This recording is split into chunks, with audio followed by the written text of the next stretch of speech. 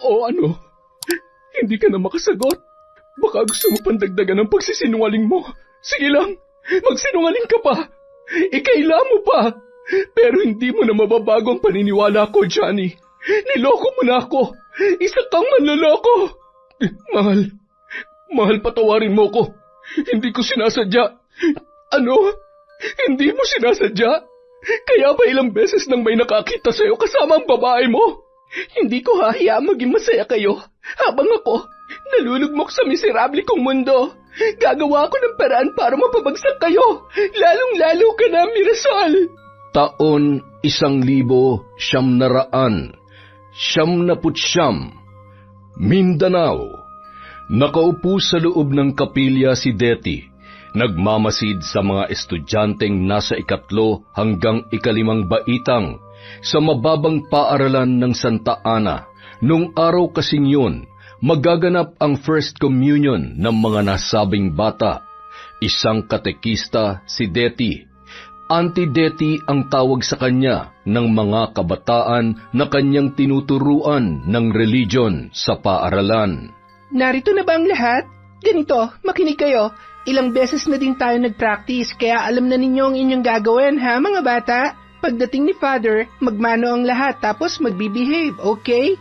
Makinig at huwag makipagtsikahan sa katabi. Maliwanag ba? Sabay-sabay naman na tumugon ang mga kabataan. Nasa 20 ang bilang noon. May dalabang kandila ang lahat? Hulo, naiwan ko po yung akin, Auntie Deti.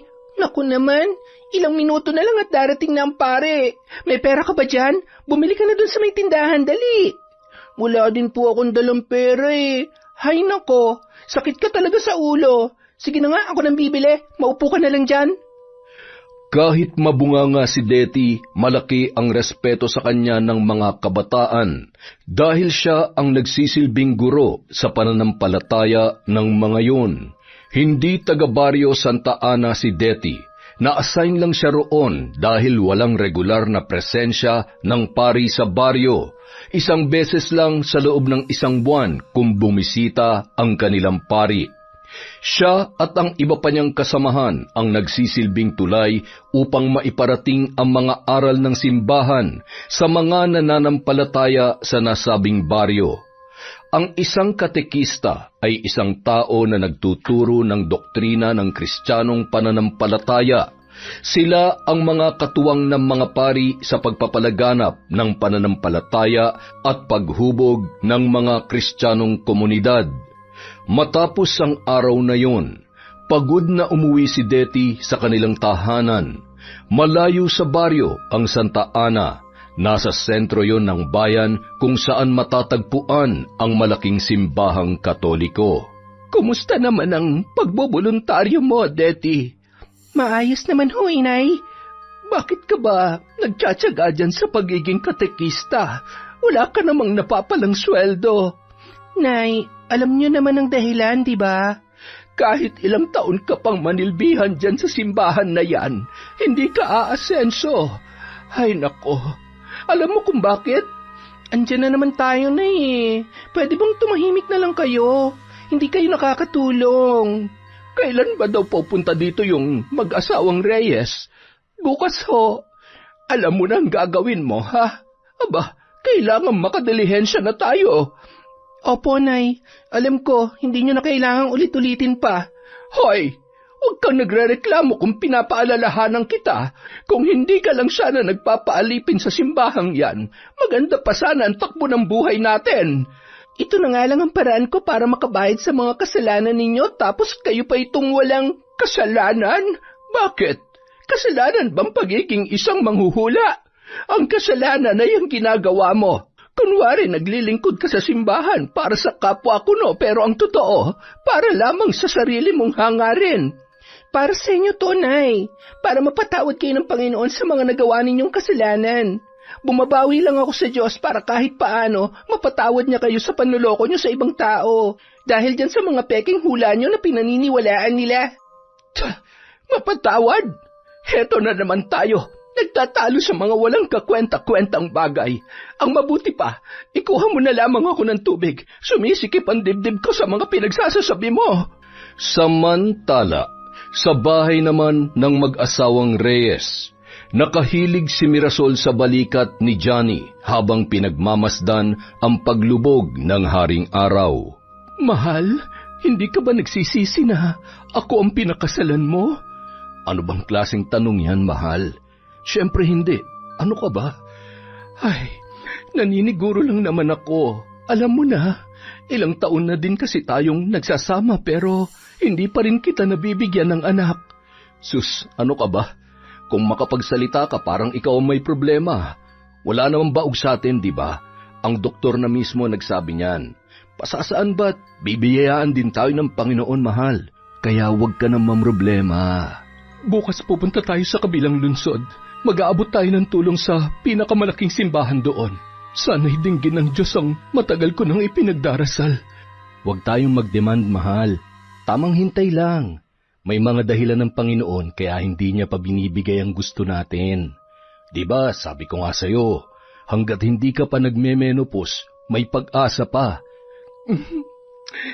Ay, ang lawak talaga ng pangunawa mo, mahal. Kaya nga love na love kita eh. Asus, ang sweet-sweet naman ng asawa ko. Pumasok na nga tayo sa loob at baka lang gamin tayo dito, mahal. Bakit parang iba ata ang pinapahiwatig mo? May gusto ka bang gawin, ha? Aba, talino mo talaga. Ikaw, loko ka talaga. Pero sige na nga, malay natin, pagkatapos natin magawa yan ngayon, baka makabuo na rin tayo. Matapos ang mainit na tagpong yun, napag-usapan ng mag-asawa ang kanilang gagawin kinabukasan. Siguradong matutuwa ang mga bata mabibigyan natin ng kaunting tulong, mahal. Tama ka. May napag-usapan din kami ni Padre tungkol dun sa mga matatandang may sakit.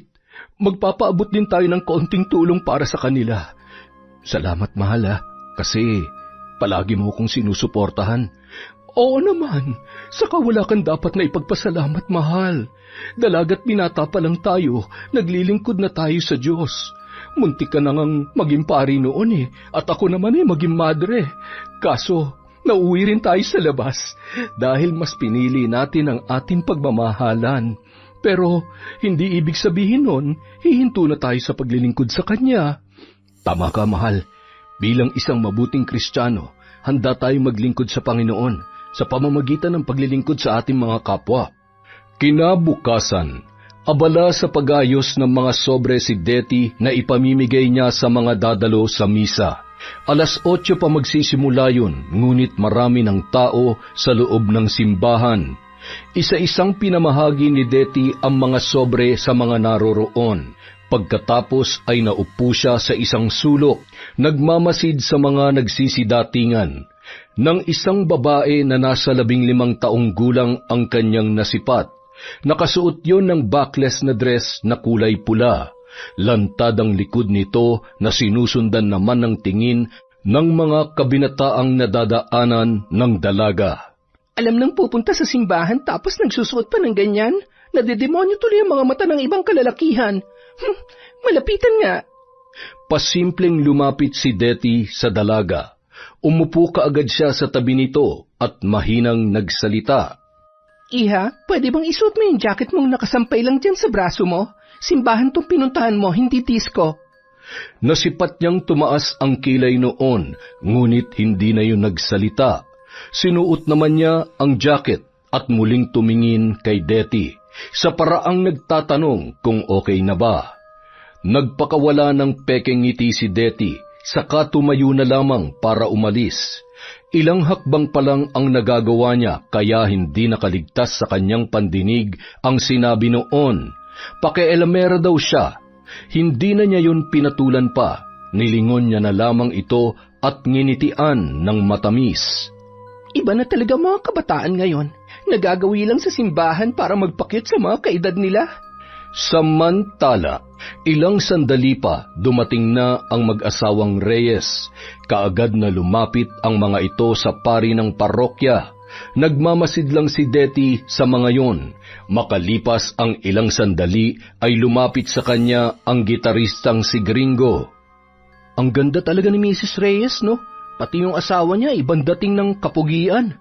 Pinagpala talaga sila ng Panginoong Diyos dahil sa kanilang kabaitan, matulungin sa kapwa at mapagbigay sa mga nangangailangan. Sakto lang naman ang ganda ni Mirasol Reyes, gringo. Mas maganda pa rin si Birheng Maria kesa sa kanya. Uy, Deti, huwag mo silang ikukumpara. Saka totoo namang maganda si Mrs. Reyes Maganda nga, hindi naman nabibigyan ng anak ang asawa niya.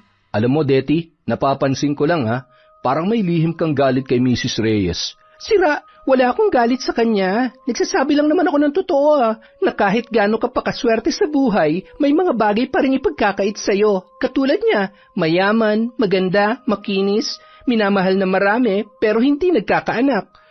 Sa bagay, wala namang kasing perpekto dito sa mundo. Matapos maialay ang misa, nagtipon ang mga kabataan para sa feeding program ng mag-asawang Reyes. Ang lahat ng batang naroon ay kakikitaan ng saya at mga ngiti. Maganang kumain at taus-pusong nagpasalamat sa kanila habang sila ay nag-aabot ng mga pagkain. Ilang sandali pa, isang batang lalaki ang lumapit sa mag-asawa.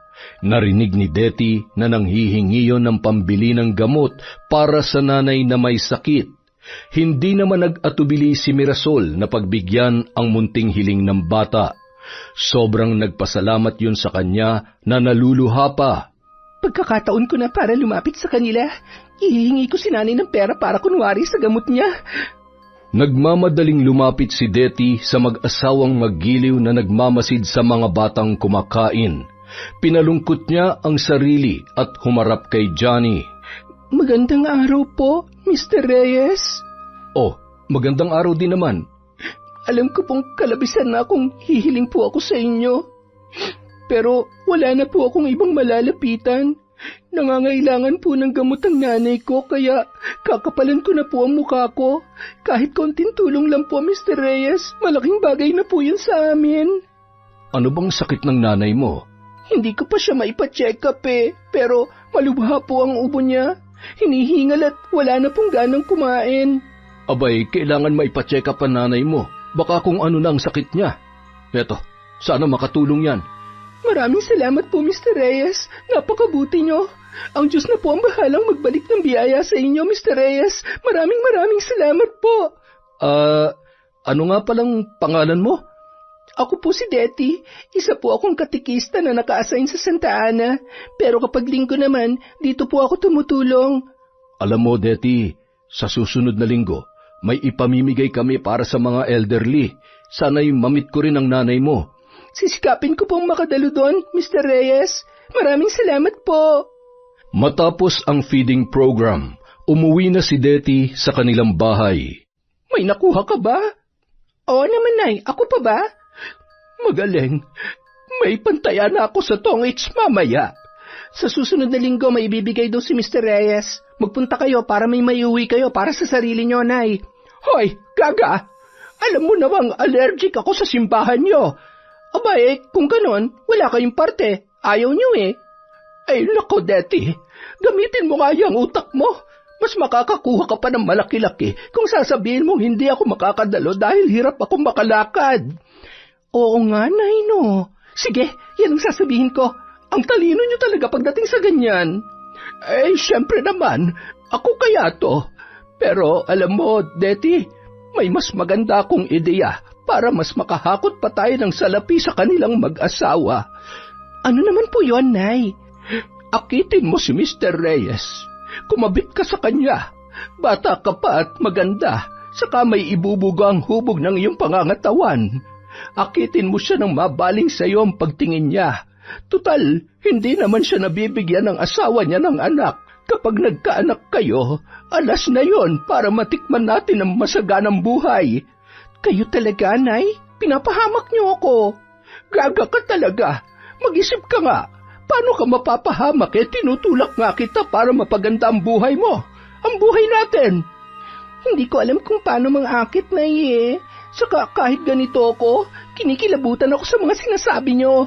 Utak ang pairalin mo, Deti. Utak! Isipin mong mabuti kung ano ang magandang maidudulot sa atin noon. Saka ako naiisipin yan, Nay. Heto ng pera para sa gamot nyo. Gamot ng pagiging sugarol. Akin na at baka mahuli pa ako. Pagsapit ng linggo, maraming matatanda ang nagtipon sa loob ng simbahan pagkatapos ng misa. Masaya namang namahagi ang mag-asawang Reyes ng mga bigas, sardinas, noodles at gatas para sa mga matatanda. Nagbigay din sila ng vitamins.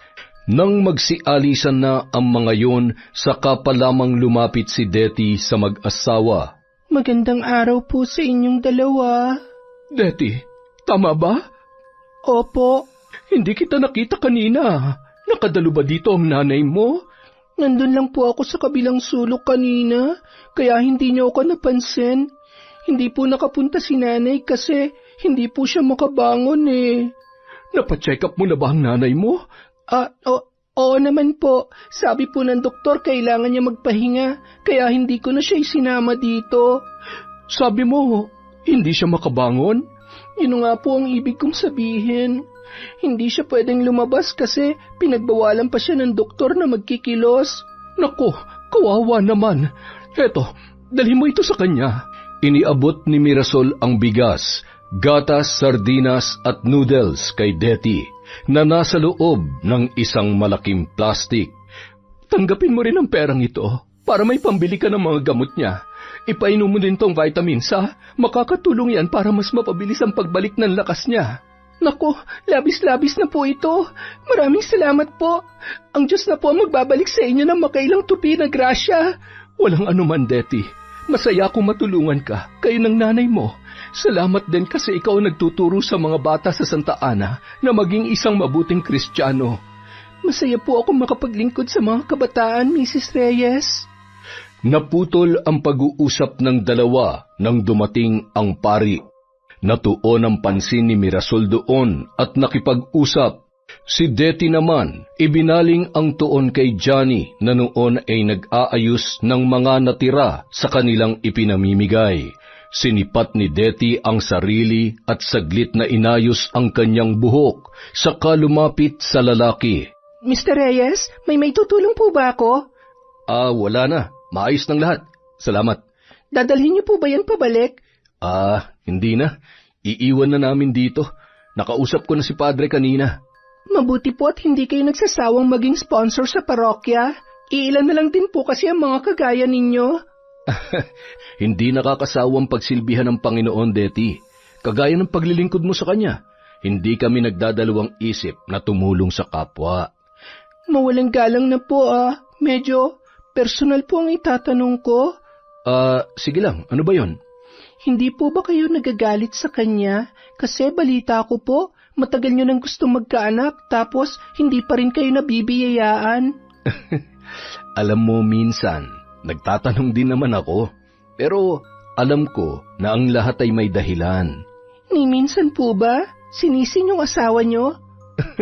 Wala naman siyang kasalanan at ginagawa naman namin ang lahat ng paraan para magkaanak. Ang kaso nga lang, hindi pa talaga panahon eh. Ayaw niyo pong mag-ampon? Alam mo, sumagi na rin yan sa isip ko minsan. Pero napag-isip-isip ko na mas gusto ko talagang magkaroon ng sariling anak. Yung galing talaga sa akin. Ang sarap niyo po siguro maging tatay. Mabait, saka mabuting tao. Ako kasi, hindi ko na nakilalang tatay ko eh. Iniwan niya kasi si nanay nung malaman niyang buntis. Ganun ba? Ikinalulungkot ko nangyari, Deti. Ganun na talaga siguro ang buhay, sir. Hindi perpekto pero ayos lang po yon. Ang mahalaga, naitaguyod naman ako ng nanay ko. Alam niyo po, Mr. Reyes, ang ipinagdarasal ko na lang ngayon ay bigyan pa sana ng Panginoon na mahaba-habang buhay si nanay para makasama ko pa siya na mas matagal. Kaya kahit nakakahiya na, kinakapalan ko pa talaga ang mukha ko na pumila kapag may libreng namimigay ng mga kagaya niyo para po sa nanay ko. Napakaswerte naman ng nanay mo, Deti. May mapagmahal siyang anak. Maswerte po ang magiging asawa ko kasi handa po akong ibigay ang lahat ng pagmamahal ko. Mapaligaya ko lang siya. Nako, bata ka pa para mag-asawa. Ilang taong ka na nga? 20 anyos na po. May nobyo ka? Naghahanap pa po. Piliin mo yung lalaking may takot sa Diyos. Alam mo kung bakit? Dahil hinding-hindi yun lalabag sa 10 utos. Kayo po ang pipiliin ko. Ha? Ang ibig ko pong sabihin, kagaya niyong pipiliin ko, mapagmahal, saka may takot sa Diyos. Saglit na lumingon si Johnny sa kanyang asawa. Sinamantala naman ni Detty ang pagkakataong yun para pasimpleng buksan ang isang butones ng kanyang blusa. Binuka pa niya ang harapan noon para lumantad ang maumbok niyang dibdib. Naku, may balat pala ng candy dito. Sinadya niya pang lakasan ang kanyang boses para makuha ang atensyon ng lalaki. Nang mapadako ang tingin nito sa kanya, saka siya dumukwang para pulutin ang balat ng kending nasa sahig. Napangiti pa siya nang mapansin ang pagsunod ng tingin ni Johnny sa nakaluwa niyang dibdib. Sa pag-angat niya ng tingin sa lalaki ay kaagad na nag-iba yon ng tinitingnan. Lihim siyang napangiti dahil sa nakita niyang reaksyon nito. Nagpaalam na siya rito at lumabas na ng simbahan. Unang hakbang para sa tagumpay. Pasasaan ba't ako naman na magpapakasasa sa kayamanan mo, Mr. Reyes? Lihim naman na sinundan ni Johnny ng tingin ang palabas na dalaga. Hindi niya alam kung bakit parang naapektuhan siya sa kanyang nasilayan. Tila ba may pumukaw sa kanyang loob. Kinagabihan, magkatabi sa kama sina Johnny at Mirasol. Nakayakap sa kanya ang natutulog na asawa.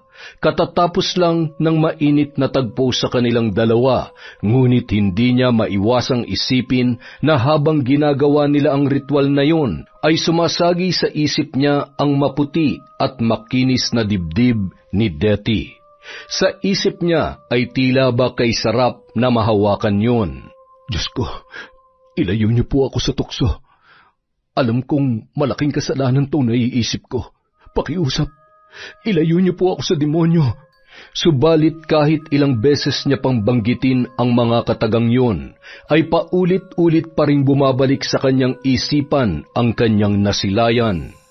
Isang araw habang nasa Santa Ana si Detty para magturo sa mga bata, nakita niya ang isang sopistikadong babae na kausap ng isang guro. Ninyo, sino yung kausap ni Mr. Ocampo? Si Madam Angie po yan. Bagong dating lang galing Japan. Nakapangasawa po kasi ng Hapon. Ganun ba? Pati ba yung Hapon nandito sa Santa Ana? Wala po, ate. Ang puti-puti ni Madam Angie, di po ba? Saka mabait din po yan. Maputi nga. Ikaw ba naman ang galing sa abroad pero hindi naman siya ganun kaganda. Sakto lang. Bakit parang inihirapan niyo po siya, ate? Ha? Hindi Sumakit lang ang mata ko. Alam mo, ninyo, pag ako nakapangasawa din ng Hapon, babalikan ko kayo dito, tapos tutulungan ko kayong lahat. Saka mas gaganda pa po kayo pag nakapangasawa kayo ng Hapon, Ate Detty, katulad ni Madam Angie. Mas maganda pa ako dyan sa Japayuki na yan, ninyo. Lahat naman tayo pantay-pantay sa paningin ng Panginoon. Lahat tayo, gwapo at magaganda. Walang nakakalamang. Kung ganun, gwapo din po ako. Siyempre naman, ang cute-cute mo nga tara, pasok na tayo at magsisimula na. Ilang linggo ang lumipas. Muling bumisita ang mag-asawang Reyes sa simbahan sa bayan nila Detty. Sa pagkakataong yun, napansin ni Detty ang pangangayayat ni Johnny. Gringo, tingnan mo si Mr. Reyes. Parang may sakit, no? Hindi naman. Pumayat lang ng konti. Siguro dahil hindi na inaalagaan ng asawa niya. Panay pagpapaganda lang sigurong ginagawa niyang si Mirasol. Tingnan mo at ang pula-pula ng labing hindi naman kissable. Huy, Detty, iba na yata yung pinagsasasabi mo Alam mo, masyado na kitang nahahalata. Insecure kaya ata kay Mrs. Reyes Insecure? Hello? Bakit naman ako may insecure dyan Mas maganda pa nga ako sa babaeng yan. Saka mas bata ako, no? Ang lamang niya lang sa akin, mapera siya. Pero kung susumahin, wala pa rin siyang kwentang asawa kasi hindi niya mabigyan ng anak si Mr. Reyes. Shh! Yung bibig mo, Detty. Nasa loob tayo ng simbahan. Umiiral na naman yung ugali mo. Sus, tayong dalawa lang naman na nakakarinig. Saka, tao lang tayo, Gringo. Normal lang sa atin na magkasala. Ewan ko sa yung babae ka. Naturingan ka pa namang katikista tapos ganyan palang ugali mo. Ano ba? Akala ko ba kaibigan kita? Kaibigan mo nga ako, kaya nga kita tinatama. Kasi ang tunay na kaibigan nagsasabi ng totoo at hindi nangungunsinte. Wala pa namang gamot sa pagiging inggitera. Loko ka pala Pinapalabas mo bang inggitera ako? Hindi naman, pero nahahalata ko kasing parang naiinggit ka kay Mrs. Reyes eh. Ginawaran kaagad ni Detty si Gringo ng masamang tingin saka mabilis na tumalikod. Diyan ka na nga, nasisira ang araw ko sa iyo eh. Uy, Detty, ito naman oh. Detty! Hindi na nilingon ni Detty ang kanyang kaibigan. Umupo na lamang siya sa isang sulok. Nang makitang palabas na ang mag-asawa, mabilis siya naglakad para habulin ang mga yon. Palis na po kayo, Mrs. Reyes? Oo. May pupuntahan pa kasi kami sa ibang lungsod. May tutulong ba ako, Detty? Nako, wala naman po. Magpapasalamat lang po ako sa mga ibinigay nyo na nakaraan. Magaling na po ang nanay ko. Maraming salamat po talaga sa tulong nyo. Masaya akong malaman na magaling na ang nanay mo. Sana makilala ko siya. Mahal, saglit lang muna ha. Magsi-CR lang muna ako. Sasamahan na kita, mahal. Hindi na. Kaya ko na to. Ikaw na munang bahala kay Detty. Nang makatalikod si Mirasol, muling binalingan ng tingin ni Johnny ang kanyang kaharap. Hindi niya maintindihan kung bakit muling bumalik sa kanyang isipan ang larawan ng makinis nitong dibdib. Detty, may boyfriend ka na ba? Po? Wala pa po. Saka hindi pa po ako nagkaka-boyfriend. Bakit po? Ay, wala naman. Naitanong ko lang. Kayo po ba may girlfriend na? Ha? Girlfriend, hindi asawa. Alam nyo kasi, marami na akong kilala na nasa ganyang edad nyo, Mr. Reyes. Alam ko naghahanap kayo na mas bata, mas sariwa. Hindi po ba? Nabigla si Johnny sa sinabi ng dalaga, pero bilang lalaki, nauunawaan niya ang ibig nitong ipahiwatig. Bakit mo naman nasabi yan? Sa tingin mo ba, ipagpapalit ko ang misis ko sa iba? Hindi naman po si ipagpapalit. Sa kanya pa rin naman po kasi uuwi ang lalaki. Pero mas exciting po kasing tumikim ng ibang ulam. Yun bang mas nakakatakam kasi parang nakakaumay na rin naman kung palaging adobo na lamang ang kakainin mo. Sa tingin mo ba may dalagang papayag na maging kabit ko? I mean, maging girlfriend ko? Oo naman. Sa gantang lalaki niyong yan, walang tatanggi kapag inyong niligawan. Nasa Santa Ana ka ba bukas? Ngumiti ng matamis si Detty. Nababatid niya na kumagat na ang lalaki sa kanyang pain. Oo, hihintayin kita ron, Mr. Reyes. Kinindatan pa ni Detty ang lalaki bago siya umalis. Napalunuklaway na lamang si Johnny dahil sa kanyang naiisip.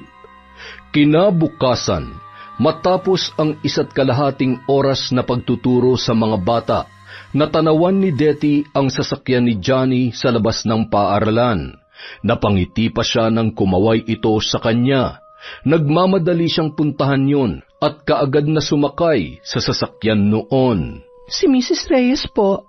May inaasikaso sa Maynila. Sa susunod na linggo pa ang balik niya. Saan tayo? Kayo na po ang bahala. Kahit saan basta, magiging masaya ko. Napangiti naman si Johnny sa sinabi ng dalaga. Dinala niya yon sa isang inn sa kabilang lungsod. Doon ay pinagsaluhan nila ang ritual ng makamundong gawain. Ha? Hindi mo naman sinabing birhen ka pa pala, Detty? Di pa po. Sinabi ko naman sa inyong hindi pa ako nagkaka-boyfriend. Kaya malamang wala pang nakakagalaw sa akin. May problema po ba? Wala naman. Nagulat lang ako. Huwag ka mag-alala. Dadahan-dahanin ko na lang. Pwede ba huwag kang magpo sa akin? Johnny na lang. Mas lalo ko tuloy nararamdaman na matanda na ako eh. Walang problema, Johnny. Basta ha, huwag masyadong marahas kasi masakit. Shh! Huwag ka mag-alala. Akong bahala. Sa loob ng ilang araw, palaging magkasama sina Detty at Johnny. Palagi rin siyang nireregaluhan ng lalaki kapalit ng pagpapaligaya niya dito. Mukhang tiba-tiba kayata ngayon, Detty ah.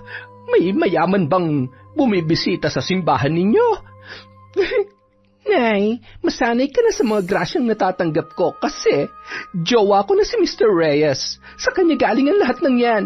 Damit, alahas, groceries at pera. Talaga ba? Akin lang parte ko. Dali. Teka, nagpapagalaw ka na ba sa lalaking yon, ha, Detty? Oo naman, Nay. Tingin niyo ba makukuha ko lahat ng to kung hindi ko pa isusuko ang bataan? Gaga ka talaga. Paano kung mabuntis ka? Nay, matalinong anak niyo, no? Siyempre gumagamit ako ng proteksyon. Magaling. Manang-mana ka talaga sa akin. Basta, wag ka magpapahuli sa asawa niya, ha? Saka wag mong pairalin ang puso mo, Deti. Utak. Utak ang lagi mong dapat na gamitin. Hay, Nay, ang saya ko. Natatamasa ako na ngayon ng kaginhawahan. Makakasuot na rin ako ng mga gamit na kasing mahal na mga sinusuot ni Mirasol Reyes. At dahil maganda ko at mas bata, mas nakakaakit na akong tingnan kesa sa kanya.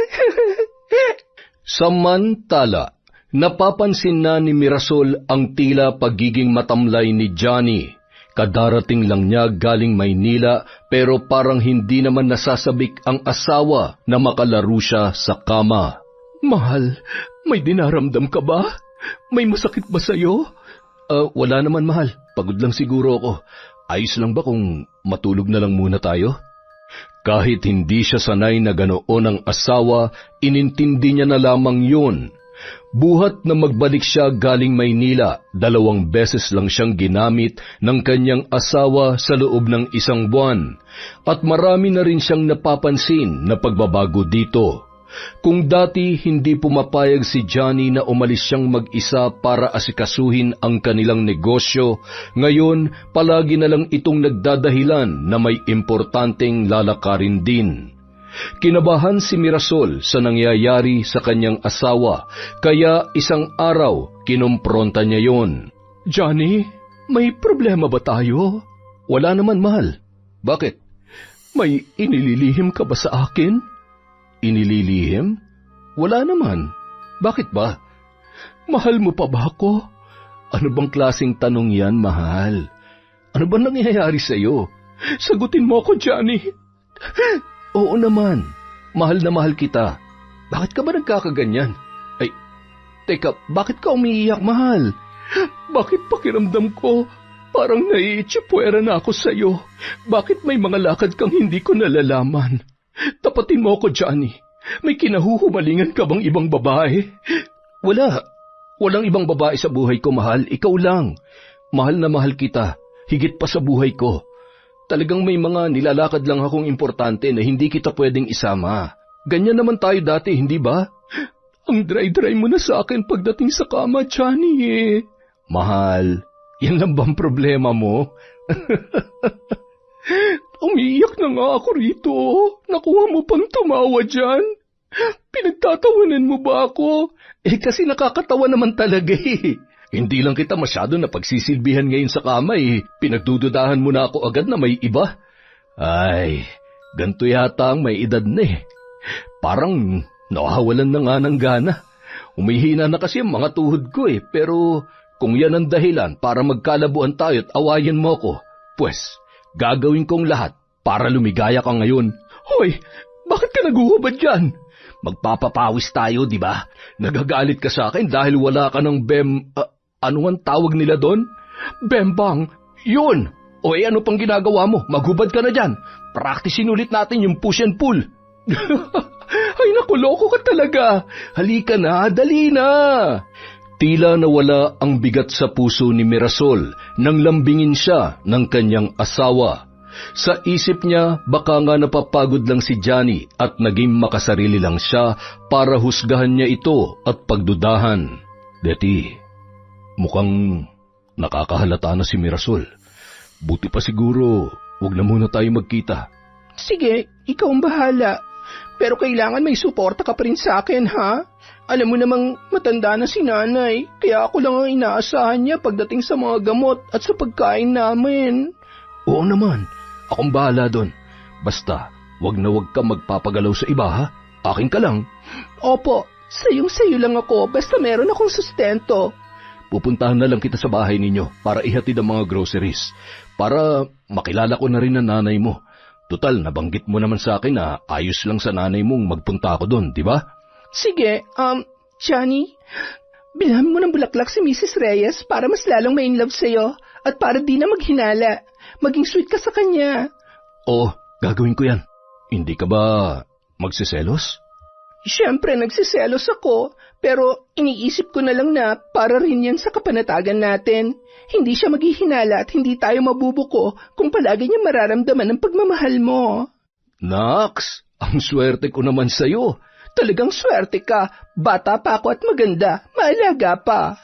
Nang mga sumunod na araw, bumisita si Johnny sa bahay ni Detty. Doon ipinakilala sa kanya ng dalaga ang ina nito na si Milagring. Mr. Reyes, alam ko kung anong relasyon mo sa anak ko. Sana naman ay hindi siya mapahamak sa ginagawa ninyo. Kahit na isang malaking kamalian yan, hindi ako hadlang dahil nakikita ko naman na masaya ang aking anak. Huwag po kayong mag-alala, Nay. Makakaasa kayong walang masamang mangyayari kay Detty. Tapatin mo nga ako. Gaano katagal na magiging kabit ang anak ko? Po?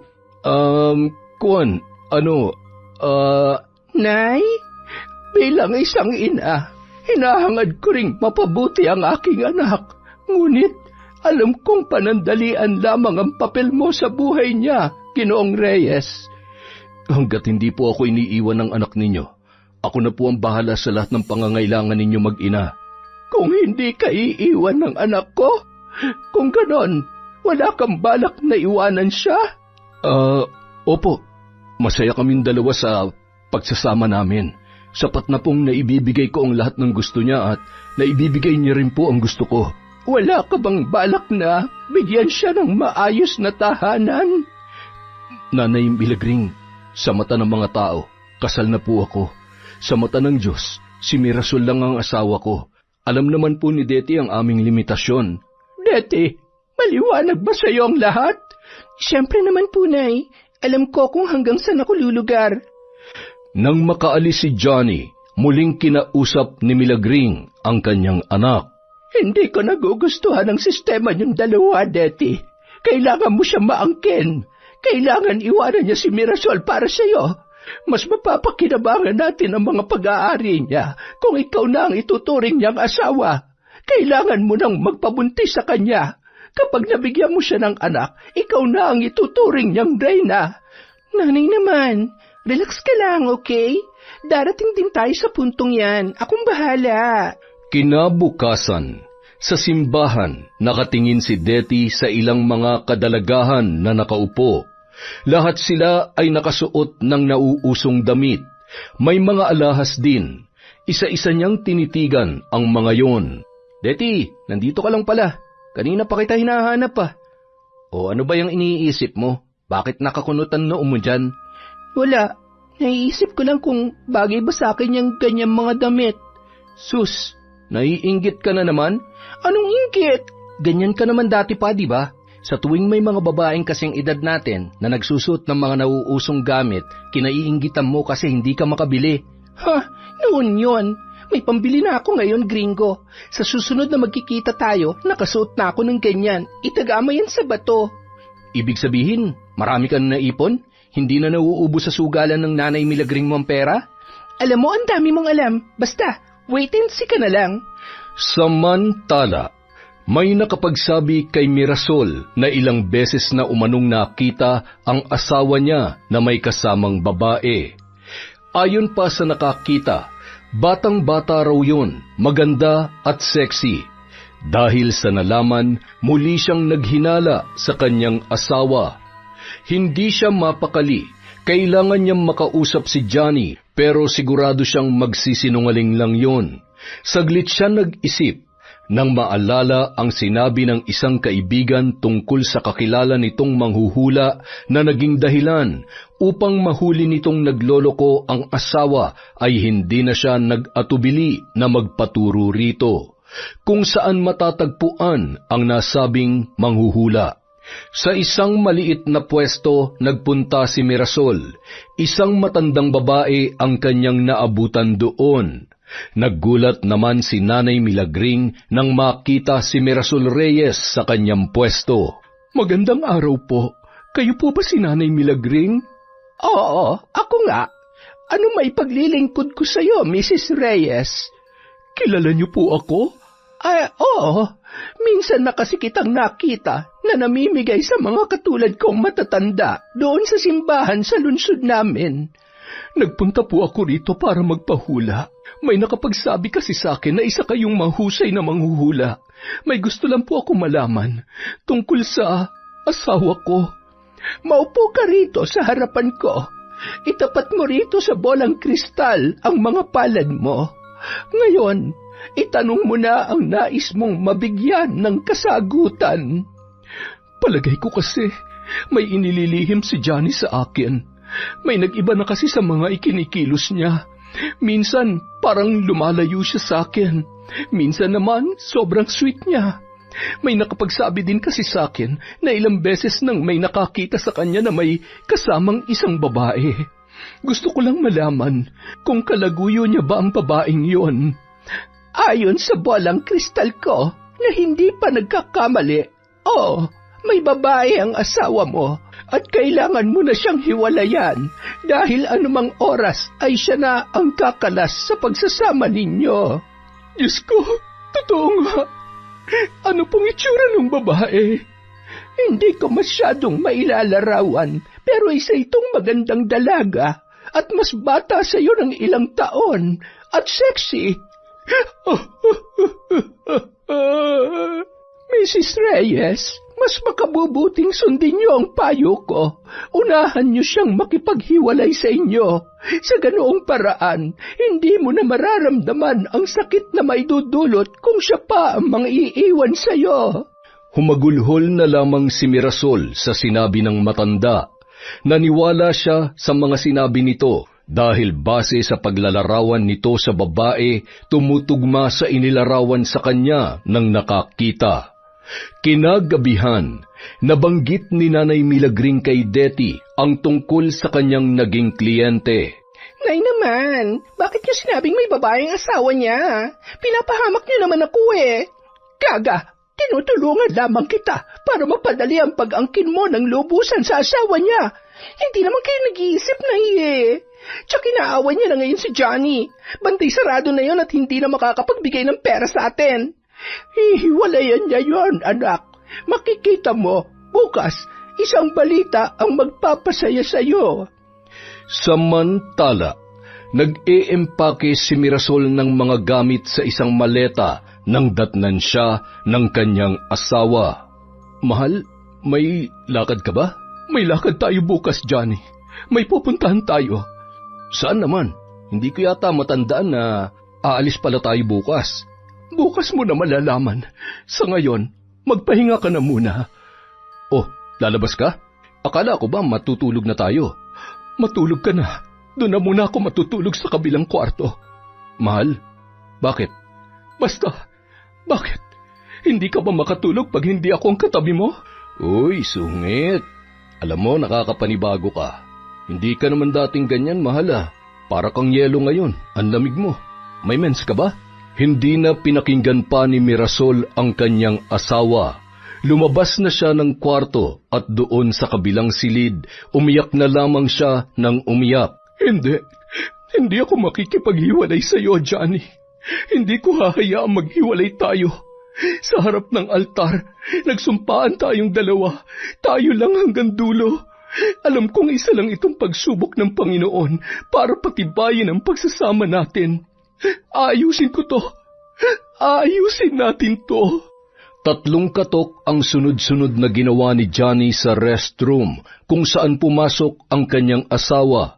Naguguluhan siya kung bakit yon biglang nagkaganoon. Sa pagbukas ni Mirasol ng pinto, kaagad na napansin ni Johnny ang namamaga nitong mga mata. Mahal, may problema ba? Hindi ako makatulog kung hindi tayo nag-uusap na maayos. Naninibago ko sa mga kinikilos mo ngayon. Problema? Ikaw? Ano bang problema mo sa akin? Bakit nakuha mo mga liwa? Bakit ka pumapatol sa ibang babae? Akala ko ba mahal mo ako? Bakit mo nagawa sa akin to? Ha? Bakit? Ano? Hindi ka na makasagot? Baka gusto mo pandagdagan ang pagsisinungaling mo. Sige lang. Magsinungaling ka pa. Kaila mo pa. Pero hindi mo na mababago ang paniwala ko, Johnny. Niloko mo ko! Isa kang manloloko! Mahal, patawarin mo ko. Hindi ko sinasadya. Hindi mo sinasadya! Kaya ba ilang beses nang may nakakita sa'yo kasama ang babae mo? Mahal, patawarin mo ko. Natukso lamang ako. Dahil ba mas bata siya? O dahil mas magaling siya sa kama? Ano? Sumagot ka, Johnny! Oo, mahal. Inaamin ko. Naakit ako sa kanya dahil... Oo, mas bata siya kesa sa'yo. Pero ikaw ang mahal ko. Ikaw ang buhay ko. Hindi ko kaya mawala ka sa akin, Mirasol. Pues, mamili ka. Ako o siya? Siyempre, ikaw. Handa ka bang hiwalayan ng babae mo? O sinasabi mo lang yan dahil ako ang kaharap mo? Mahal, ikaw ang buhay ko. Handa akong iwanan ng lahat para sa iyo. Hindi ako naniniwalang mahal mo ko, Johnny. Kung mahal mo ko, hindi mo ito magagawa sa akin. Handa akong patunayan na mahal kita. Ayoko magkasira tayo, mahal. Pues sinira mo ng tiwala ko, Johnny. Hindi ko alam kung may babalik pa natin ang dati. Sobrang sakit ng ginawa mong ito. Para akong sinasaksak ng paulit-ulit. Alam mo ba yon? Para mo akong pinatay ng walang kalaban-laban. Mahal, lahat gagawin ko para mapatawad mo ako. Pangako, hindi ko na uulitin. Ang dami na nating pinagdaanan. Alam kong sinusubok lang tayo ng Panginoon. Aminado ako nagkasala ako sa iyo. Isang malaking kasalanan na habang buhay kong pagsisisihan. Pero pakiusap, mahal, bigyan mo ako ng pagkakataong mapatunayan kung gaano ka kaimportante sa buhay ko. Totoong nagsisisi ako, mahal. Aalis tayo bukas. Luluwas tayo na Maynila para makipagkita sa kaibigan kong MFT. Magpapa-counseling tayo. Oo, payag ako sa marriage counseling na yan, mahal. Handa akong ayusin ang pagsasama natin nang walang halong pag-aalinlangan. Hindi ko alam kung ilang buwan ang aabutin bago tayo tuluyang maging maayos. Sana maging maayos pa tayo, Johnny. Dahil gusto kong ibalik ang tiwala ko sa iyo. Sa ngayon, hayaan mo na muna akong mapag-isa. Gusto mang yakapin ni Johnny ang asawa, ngunit hindi niya yun magawa. Umiiyak siyang lumabas ng silid na yon. At doon sa kanilang silid, labis-labis siyang nagsisisi dahil sa panlolokong ginawa niya kay Mirasol. Oo, nag-enjoy siya sa presensya ni Detty. Nairaraos niya ang init sa kanyang katawan, subalit mahal niya ang kanyang asawa. Pinakiramdaman niya ang kanyang sarili. Alam niyang hindi pagmamahal ang nadarama niya para kay Detty. Diyos ko, ang laki ng kasalanan ko sa inyo. Ang laki ng kasalanan ko sa asawa ko. Tulungan niyo po ako maayos namin ang gusot na ito. Labis kong pinagsisisihan na nagawa ko sa asawa ko. Patawarin niyo po ako. Gabayan niyo ako upang maibalik sa dati ang pagsasama namin. Samantala, naiinis na pabalik-balik ng lakad si Detty sa kanilang sala. 2 buwan na ring hindi nagpaparamdam si Johnny sa kanya at ang pinaka-kinaiinisan niya ay wala na siyang pera. Maupo ka nga, Detty. Ako'y nahihilo sa ginagawa mo. Nay, wala na akong pera dito ni isang kusing. Palagay niyo makakapag-relax pa ako? Saan na ba kasi nagsususot yung Johnny na yon? Bakit hanggang ngayon hindi pa siya nagpapakita sa akin? Ano ka ba? Siguro nagpapalipas lang yun ang oras. Baka hiniwalayan na yun ng kanyang asawa. Ay nako, marahil ay nagre-relax lang yon para pag nagpakita ulit siya sa'yo, aayain ka na niyang tumira sa bahay niya. Paano po kayo nakakasiguro? Mukhang sigurado kayong hihiwalayan niya na talaga si Mirasol.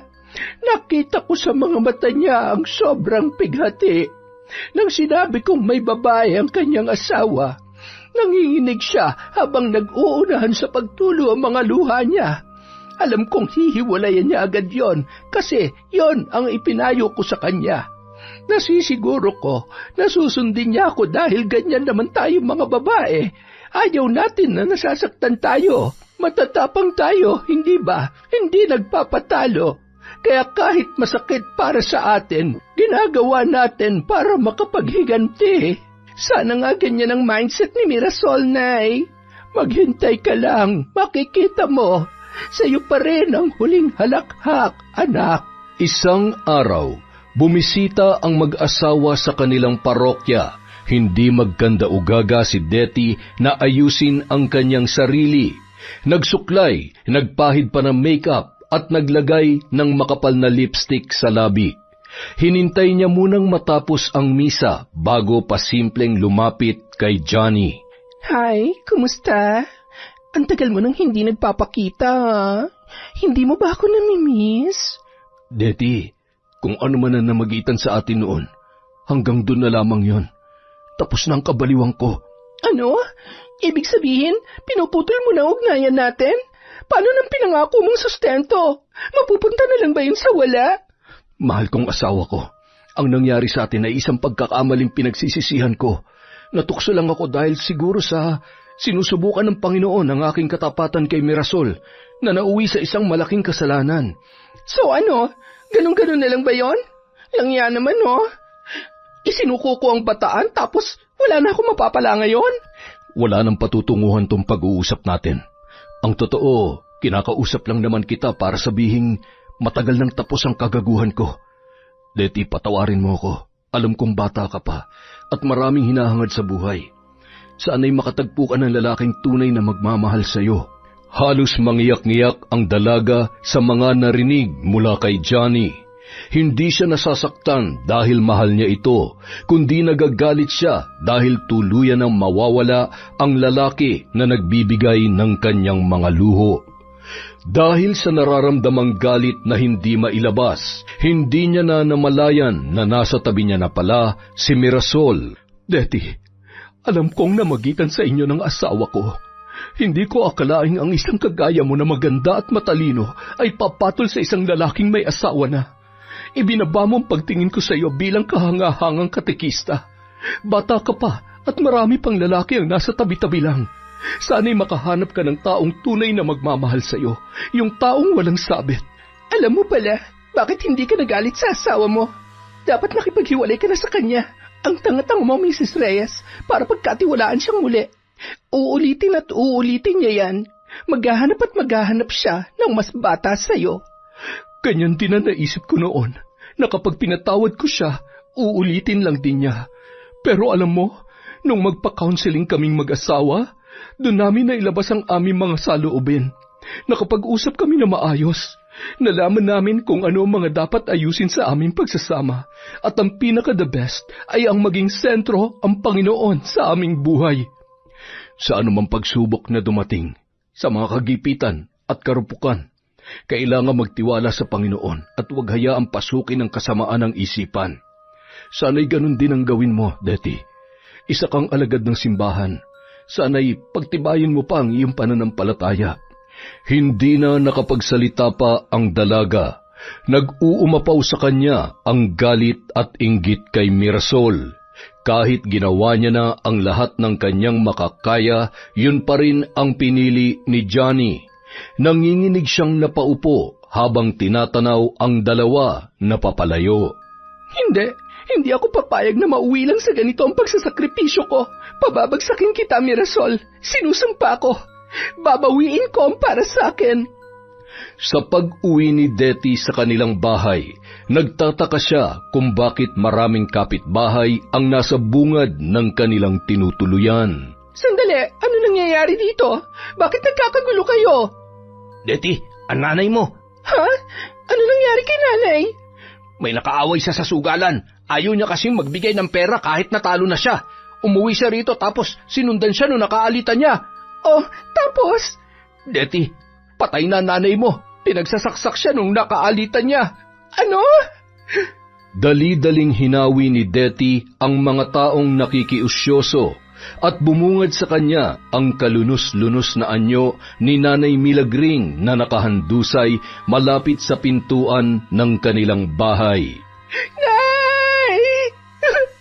Sino may gawa nito? Walang makapagsabi sa kanya kung sino ang pumatay sa kanyang ina. Hindi taga roon ang sumaksak at walang nakakakilala. Sa tulong ng mga kapitbahay at ng mga kasamahan ni Deti na naglilingkod sa simbahan, na ipalibing niya ng maayos ang kanyang ina. Isang araw, nagpunta siya sa harap ng altar ng simbahan Umiiyak siya na punong-puno ng puot, titig na titig sa mga rebultong naroon, at galit na galit niyang pinagtuturuyon. Sunod-sunod na ang kamalasan ko. Ano bang kasalanan ko sa inyo, ha? Pinaglingkuran ko naman kayo, ha? Hindi pa ba sapat na binawi niyo na ang tao na kapagbibigay saya sa akin? Sinali niyo pa nanay ko. Hinayaan niyong patayin siya sa pinakamasakit na paraan. Ilang dasal at luhod na ang ginawa ko para protektahan niyo ang nanay ko.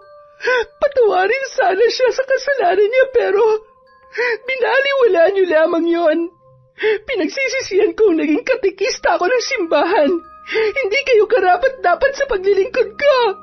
Matapos niyang sabihin yon sa loob ng simbahan, umalis si Detty at hindi na nagpakita pa.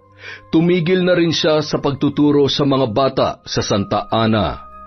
Minsan, narinig niya buhat sa mga kapitbahay na may feeding program ang mag-asawang Reyes sa kanilang parokya. Pasasalamat umano yun ng mag-asawa dahil sa pagdadalang tao ni Mirasol. Nang marinig niya yon, muling nabuhay ang galit sa kanyang dibdib. Hindi ko hayaang maging masaya kayo habang ako lugmok na lugmok sa miserable kong mundo. Gagawa ako ng paraan para mapabagsak kayo. Lalong-lalo ka na, Mirasol. Hanggang sa pagtulog, dala-dala ni Detty ang puot para sa mag-asawa. Hanggang sa napanaginipan niya na ang kanyang ina.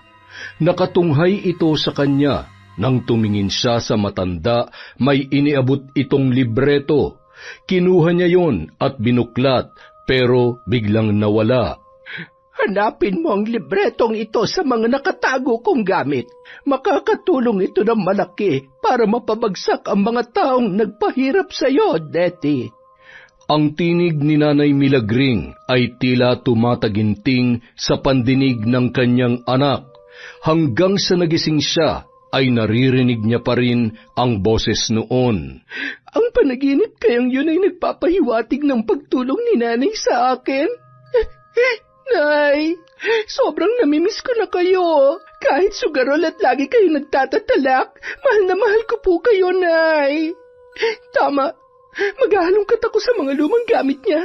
Wala namang mawawala sa akin kung gagawin ko sinabi ni Nanay Binuksan ni Detty ang silid kung saan inilagay niya ang lahat ng gamit ni Nanay Milagring. Ilang buwan na ring nakaimbak ang mga yon, kaya maalikabok na. Nagsimula siyang maghalungkat sa mga sakong may lamang mga damit, hanggang sa isang bag na kulay itim ang nakuha niya mula sa isang sako. Binuksan niya yon at nakita ang bolang kristal na ginagamit ng matanda sa panghuhula. Inilabas niya yon at muling naghalungkat sa loob, hanggang sa isa-isa niyang nakuha ang mga itim na kandila. Yung iba ay nangangalahati na at yung iba naman ay hindi pa nagagamit. Tinabiyon ni Detty at sa pinakailalim na bag nakuha niya ang kanyang hinahanap. Binuklat-buklat niya yon, binasa ang mga nakasulat. Hindi niya maintindihan kung ano ang ibig sabihin ng mga katagang nakasulat doon, hanggang sa napadako siya sa huling pahina. Doon ay may nakaipit na tinuping papel. Binasa niya ang nakasulat doon. Likas na mas matalas ang dila kung hindi ka hihinga. Isipay ipanatag at bigkasin ng tama ang mga kataga. Binuklat niya ang nakatuping papel. Nakasulat doon kung paano ang tamang pagbigkas ng mga salita na hindi niya maintindihan. Nang gabing yun, pinag-aralang mabuti ni Detty ang tamang pagbigkas sa mga salita na nasa pahina na kanyang kinagiliwan. Orasyong ilalagay sa pagkain para bigyan ng pasakit ang taong kinaiinisan. Tama, itong pahinang to ang kailangan kong kabisaduhin. Alam ko may kaalaman si Nanay sa pambabarang dahil minsan ko na siyang nakitang ginamit ang mga ito. Ngayon, malalasap niyo ang bagsik ko, Mirasol at Johnny. Humanda kayo. Pagsapit ng linggo, maraming tao ang dumalo sa nasabing programa ng mag-asawa. Maraming pumila para makakuha ng libreng pagkain. Isa na doon si Detty. Nagsuot siya ng sombrero at malaking salamin para itago ang kanyang pagkakakilanlan. Hindi siya gaanong nahahalata ng mga kakilala dahil sa haba ng pila. 3 pila ang ginawa para mas mapagaan at mas mapabilis ang pamimigay ng grasya. Nakaupo si Mirasol, samantalang abala naman si Johnny sa pagtulong sa ilang mga tauhan. Miss, tanghali na oh. Mukhang hindi pa kumakain si Mrs. Reyes. Buntis pa naman yan. Mahirap nang malipasan niya ng gutom. Pakiabot mo nga itong dala kong bibingka. Mainit pa yan. Dinala ko talaga yan para sa kanya. Hindi naman nag-atubiling abutin ng babaeng tauhan ng mga Reyes ang isang supot na mayroong lamang 2 malalaking bibingka at ibinigay yon kay Mirasol. Sa pagkakakita sa nasabing bibingka na inabot ng tauhan, biglang natakam ang babae at kaagad na sinimulang kainin ang mga yon hanggang sa kanyang naubos. Napangiti naman si Deti nang makitang kinain ni Mirasol ang kanyang binigay. Magsisimula ng kalbaryo mo, Mirasol. Magiging miserable na ang buhay mo ng 10 beses kesa sa akin.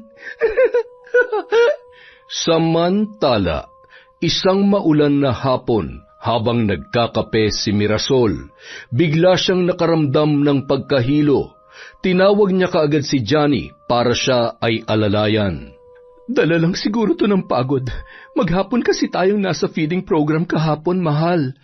Sabi ko naman sa'yo, magpahinga ka na lang dito sa bahay eh. Alagaan mo si baby. Medyo maselan pa naman ang pagbubuntis mo. Susundin na kita sa susunod, mahal ko. Alam mo namang nasanay na akong dumalo sa mga ganyang program natin eh. Hayaan mo, hindi ko ipapahamak ang baby natin. Pangako yan. Alam mo, mahal, nagpapasalamat talaga ako sa iyo.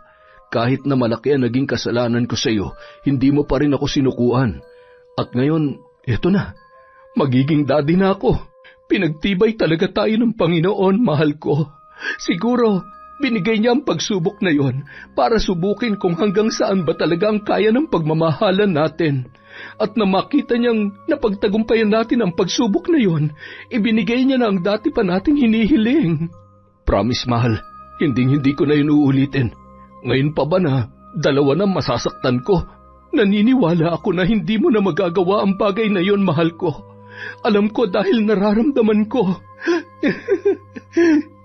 Nang gabing yon, mahimbing na natutulog ang mag-asawa. Paggising ni Mirasol kinabukasan, wala na sa kanyang tabi si Johnny. Hindi niya alam kung bakit binalot siya ng kaba. Kaagad siyang bumangon para hanapin ang kanyang asawa. Akmang magbubukas na siya ng pintuan nang pumasok si Johnny na may bitbit na tray na naglalaman ng mga pagkain. Mahal! Oh, ano nangyari sa iyo, mahal? Bakit parang nakakita ka ng multo? Ha? Wala naman. Akala ko kasi umalis ka eh. Wala ka kasi sa tabi ko nung magising ako. Nagluto lang ako ng almusal mo. Gusto ko akong personal na nag-aasikaso sa kakainin mo, mahal. Sinisiguro ko na healthy. Halika na, mag-almusal na tayo. Salamat, mahal. Hindi pa sila natatapos mag-almusal, tumakbo na si Mirasol sa loob ng banyo para ilabas ang kanyang mga kinain. Mahal, ayos ka lang ba? Oo.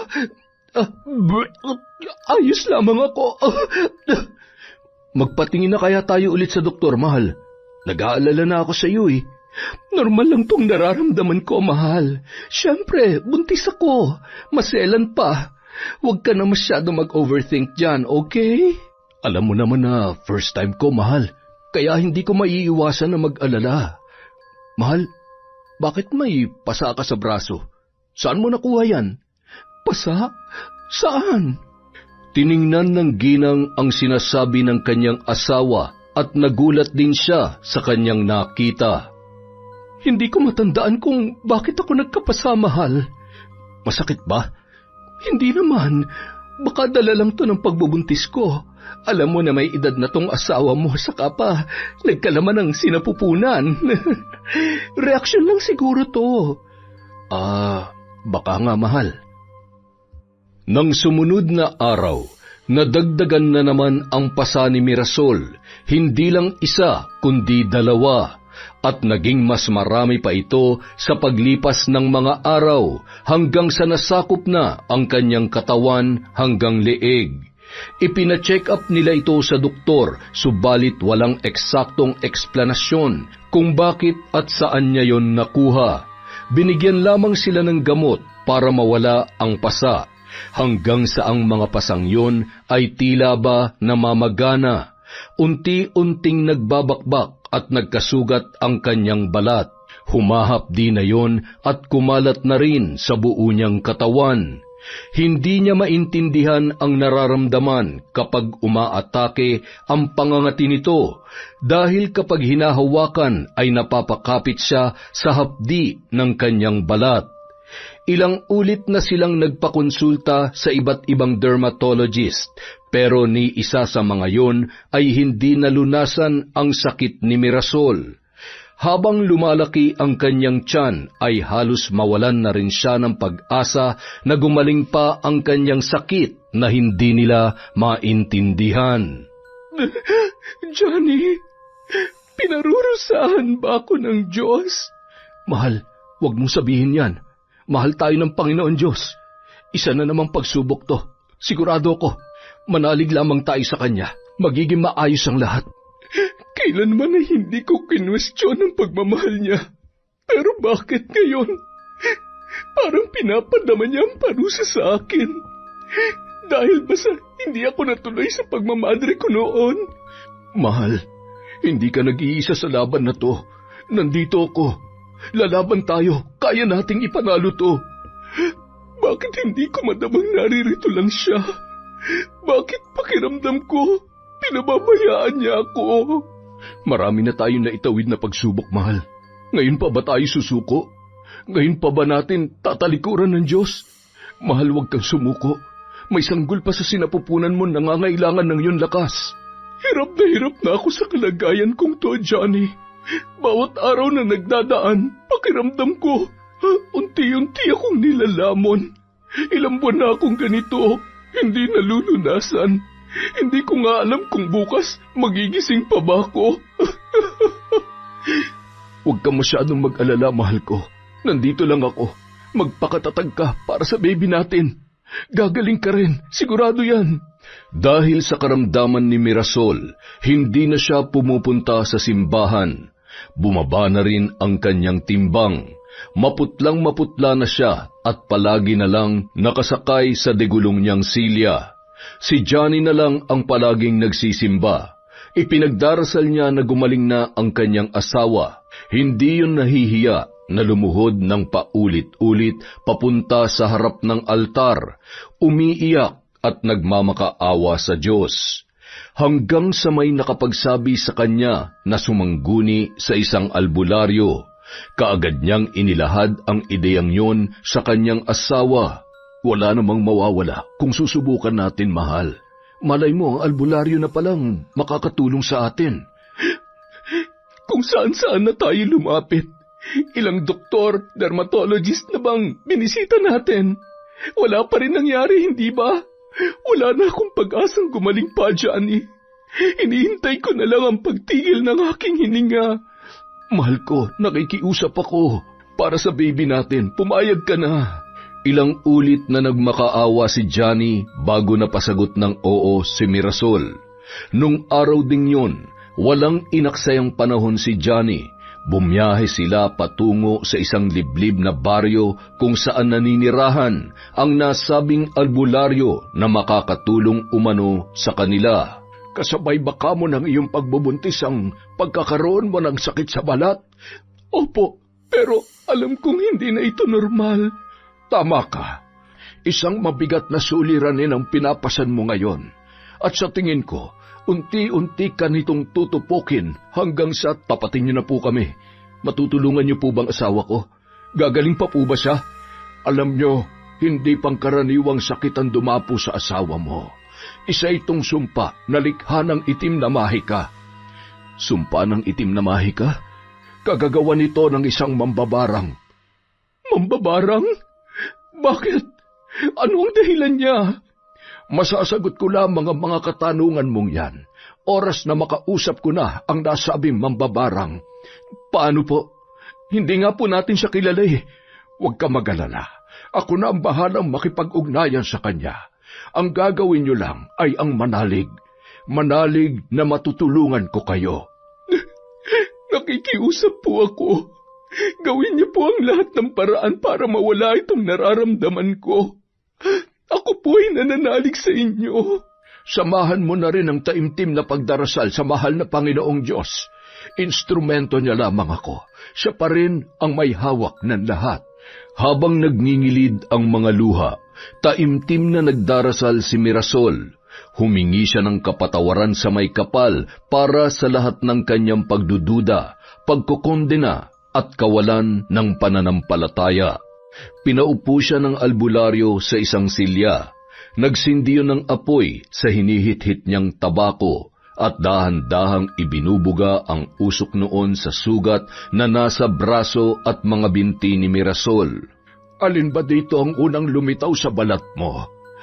Itong naririto po sa braso ko. Nung una pa salang yan, hanggang sa naging ganyan na. Magiging masakit ito. Kailangan mo lamang tiisin. Muling humithit ang albularyo. Sa pagkakataong yun ay mas malalim na, hanggang sa ibinuga niya ang mga usok sa itinuro ni Mirasol at idiniin ang kanyang dalawang daliri. Samantala, nasa harap ng mga nakasinding kandila si Deti, muli na naman siyang gagawa ng ritual upang pagtibayin pa ang ibinigay niyang sumpa kay Mirasol nang bigla na lamang siyang namilipit sa sakit. Aray! Aray ko! Sino ka? Bakit mo ito ginagawa sa kanya? Sinong tinutukoy mo? Sino ka ba? Aray ko! Anong ginagawa mo kay Mirasol Reyes? Teka, ano ba? Nasasaktan ako! Sagutin mo ako. Alam kong hindi mo pag-aanong kabisado ang pinasok mo. Talagang masasaktan ka ng husto kapag hindi ka sumagot na maayos. Sino ka? Deti! Ako si Deti! Aray ko! Nang marinig ni Johnny ang sinabi ng nakapikit na si Mirasol, ngunit hindi nito boses ang kanyang narinig, tila huminto ang lahat ng nasa paligid niya. Bakit mo pinapasakitan ng babaeng ito? Kinamumuhian ko siya! Nasusuklam ako sa kanya! Anong kasalanan niya sa'yo?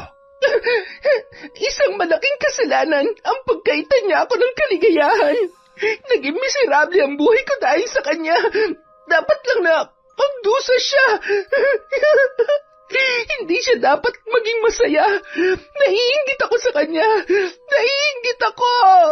Kung ganon, pakawalan mo na siya sa sumpa ng barang. Hindi sapat na dahilan ng inggit upang parusahan mo ang babaeng ito. Anong hindi? Sapat na sapat lang. Dahil gagawin kong lahat para magdusa siya.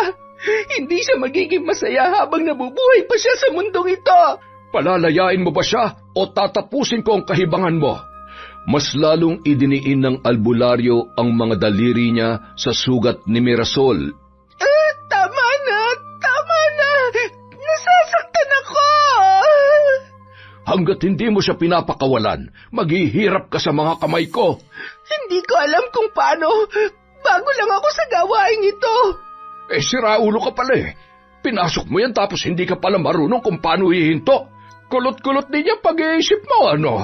Aray! Aray ko! Ang sakit! Sandali lang! Timpers! Hanapin ko sa aklat kung paano yung gagawin. Bilisan mo. Madali lang maubos ang pasensya ko. Baka hindi na ako makapaghintay matapos na kitang bruha ka. Ito na nga! Huwag mo lang idiin! Nasasaktan ako! Ayan! Tapos na! Naalis ko na ang barang! Sinungaling! Huwag mo ako niloloko. Nararamdaman ko pa rin ang itim na mahay ka sa loob ng katawan ni Mirasol. Aba, mukhang sinusubukan mo talaga ako, ha? Nagulat pa si Deti nang marinig ang sinabi ng lalaking nakikipag-usap sa kanya. Sadyang makapangyarihan ang matandang yon dahil sa kaagad din nitong nalaman na hindi niya pa nababawi ang barang. Kahit namimilipit sa sakit ang buong katawan, sinikap niyang buklatin ang itim na libreto. Doon ay hinanap niya ang pahina kung saan nakasulat ang kanyang kinabisa. Dahil sa pag-aaral sa aklat na yon, alam niyang mababawi niya lamang ang sumpa kung babaliktarin niya sa pagsambit ang mga katagang nakasulat doon. Dahil sa tumitinding sakit, tila nahihirapan na siyang huminga. Pinilit niyang mabigkas ang mga kataganang pabaliktad. 7 beses niyang sasambitin ang orasyon ng paulit-ulit. Walang hinga-hinga. Dama ni Deti ang tila pagsikip ng kanyang leeg. Pakiramdam niya ay siya ay sinasakal. Habol hininga, sinikap niyang matapos ang 7 beses na pagbaliktad sa orasyon. Ayan, tapos na. Pagkawalan mo na ako. Naramdaman niya na tila unti-unting lumuluwag ang pagkakasakal sa kanyang leeg. Lintik ka, Marisol ka. Kahit kailan, tinig ka talaga sa buhay ko. Oras na saktan mong muli ang babaeng ito, hindi na kita kakalagan. Naiintindihan mo? Hindi na nakasagot pa si Deti dahil hindi pa siya nakakabawi ng lakas. Bingi ka ba? Naiintindihan mo ba ako? Oo na, naririnig kita. Hindi na. Kasabay ng pagkawala ng tinig ng albularyo ay ang pagkamatay ng ilaw sa mga kandilang nasa harapan ng dalaga. Anong nangyari? Samantala, ako. nanghihina naman si Mirasol na inaalalayan ng albularyo. Kamusta na ang pakiramdam mo? Gumaan na ang pakiramdam ko. Hindi na kumakati at humahapdi ang mga sugat ko. Wala na ang barang sa loob ng katawan mo, Mirasol. Ang mga sugat mo na yan ay maghihilom din. Palagi mo lamang lapatan ng langis na ibibigay ko sa iyo mamaya. Habang nasa biyahe pabalik sa kanilang tahanan, ikinwento ni Johnny ang lahat na nangyari habang nawalan ng malay si Mirasol. Diyos ko, si Deti ang bumarang sa akin? Pero bakit? Anong kasalanan ko sa kanya? Malaki ang inggit niya sa iyo, mahal. Ayaw niya maging masaya ka. Lahat ng kabutihan ibinigay ko sa kanya. Tapos ganito ang igaganti niya sa atin. Balak mo ba siyang kumprontahin? Gusto ko siyang makausap, mahal. Puntahan natin siya. Ilang beses na kumatok ang mag-asawa sa pintuan ni Deti. Nang pagbuksan sila ng babae ay nagulat na lamang sila. Anong ginagawa niyo rito? Balak niyo ba akong paghigantihan? Sige lang. Tanggap ko na ang lahat. Tanggap ko na kahit kailan hindi ako mananalo sa iyo, Ma'am Mirasol. Saktan niyo ako kung gusto niyo, hindi ako lalaban. Total, sawang-sawa naman na ako sa buhay ko. Mas mabuti nang sumunod na ako kay nanay sa ilalim ng hukay. Patay na ang nanay mo? Sa nalaman, parang may kumurot sa puso ni Mirasol. Alam na alam niya ang pakiramdam ng mawalan ng isang ina. Ilang buwan nang pumanaw si nanay. Hindi ka pa nabubuntis. May pumatay sa kanya. Pinatay siya? Nino? At bakit? Hindi ko alam. Ang alam ko lang, naiinggit ako sa mga taong mayroon ng mga bagay na wala ako. Naiinggit ako sa iyo. Sa yaman mo, sa estado mo sa buhay, at sa lahat-lahat. Yun ang dahilan kung bakit mo ako binarang. Pero, may nagawa ba ako mali sa'yo? Anong kinaiinggitan mo? Oo, wala ka ng bagay na meron ako, pero alam mo bang mas maswerte ka dahil marami ang humahanga at nagmamahal sa'yo? Mahal ka ng Diyos, Deti. Wala nagmamahal sa akin. Hindi ako mahal ng Diyos dahil kung oo, hindi niya ako haya magdusa ng ganito. Ilang taon na ako naninilbihan sa simbahang Katoliko pero walang nagbago sa buhay ko. Puro na lamang pasakit. Oh, hindi mo nararamdaman kasi mas pinili mong hindi maramdaman. Bakit hindi mo hayaang buksan ng iyong puso at isipan ang magagandang bagay na nangyari sa iyo? Maraming taong humahanga sa iyo bilang isang mabuting katekista at isa na ako roon. Mrs. Reyes, bakit po? Bakit sa kabila ng mga nagawa kong kasalanan sa inyo, ang bait-bait niyo pa rin sa akin?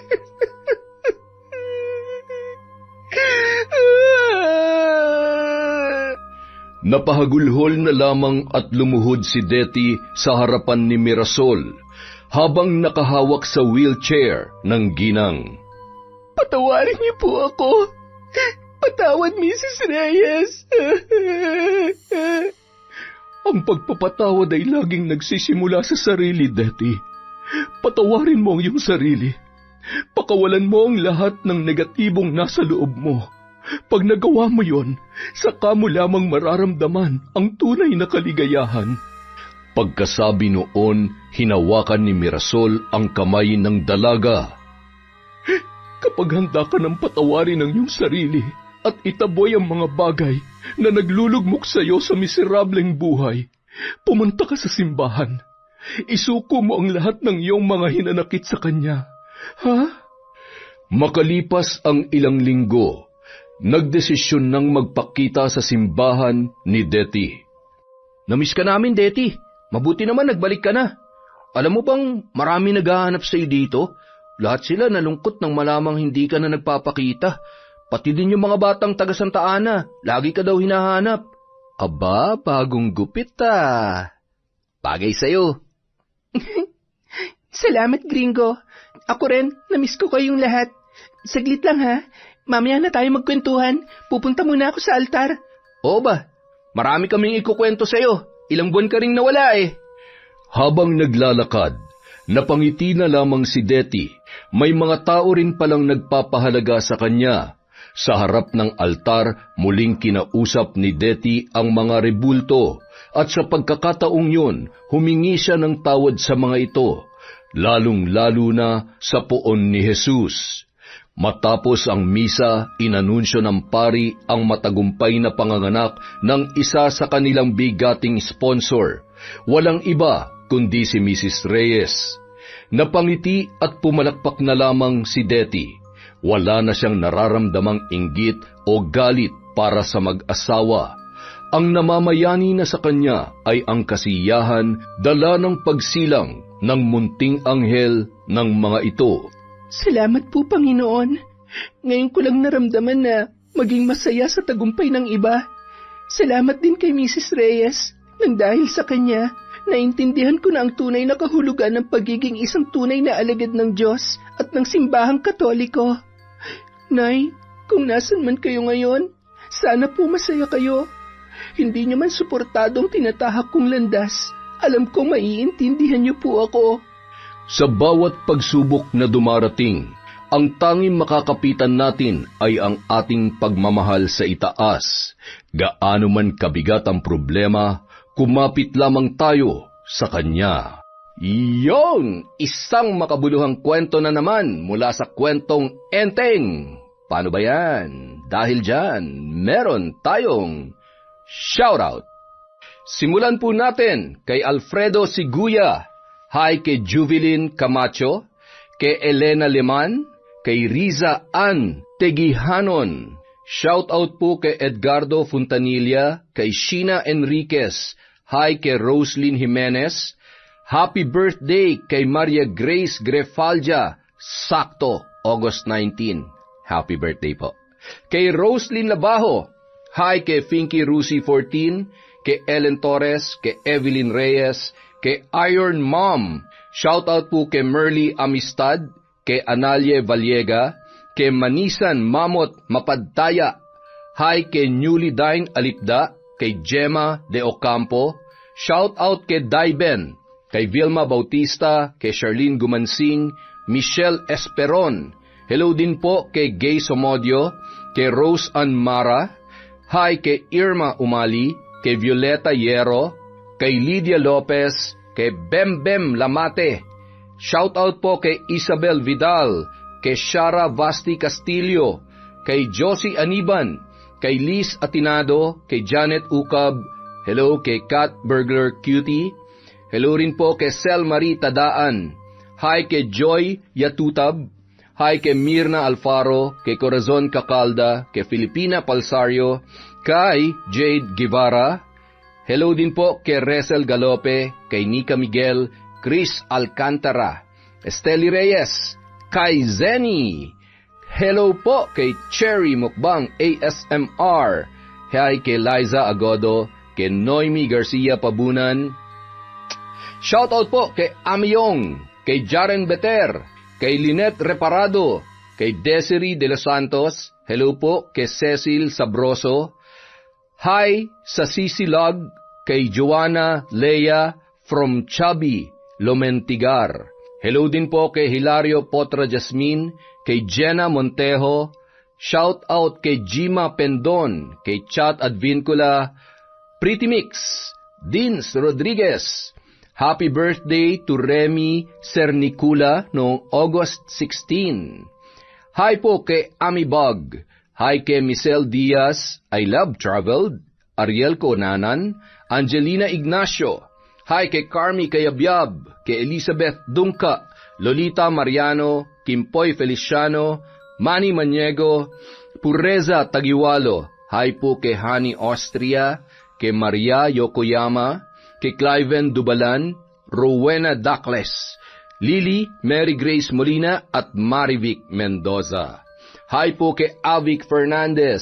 Shout out kay Alma Naong, kay Pamela Allen, Shauma TV, Marian De Jesus, Robert Crimen, Miss Maura, Miss Lani, Virgil Torre, Estela da Silva. Hi po kay Dinah Gonzalez Sevilla. Hello po kay Leonora Consensino, Juan Guapo, Flep Place, Corazon Clemente. Hi kay Dores Estander, kay Dairis Yuki, kay Milrose Galvez. Shout out din po kay Larry Jr. Alarcon. Hello po kay Eugene Pineda, Catalea Soto. Hi kina Sean Sam Sebastian from Chonchamcheb. Hello din po kay Asodisen Serila, Ivan Joe Favriag from Berzay, Cuna. Hello po kay Meng Paraton, Mirna Lampasa, Marie, Michael Del Rosario, Billy Ray, Jenny May, at Ray Buendia from Lucy Buendia. Hi po kay Yang Yang Pasardon, kay Emma Dumato, kay Yumicho Choco, IP Micaela. Hello po kay Febe Ranyada, kay Glef Planel, Jobel Baldonasa, Arnel Claridad. Hi po kay Jenedoc or Jindoc. Hi kay Jessica Rojas, Judith Fajardo, April Joy Principal. Hello po kay Annie Love Tolibas from Batbangon, Leyte. Hello din po kay Endring Montuerto, kay Hannah Maylin Sesgundo, kay Belen Malbas, kay Scarlett Kai Maniego. Hi sa Alter to Fix ng Uptown Mall from Francia Pepito. Hello po kay Lady Dam at Marilyn Dumagsa at sa kanyang mga friendly friends from Lukban, Quezon. Yon!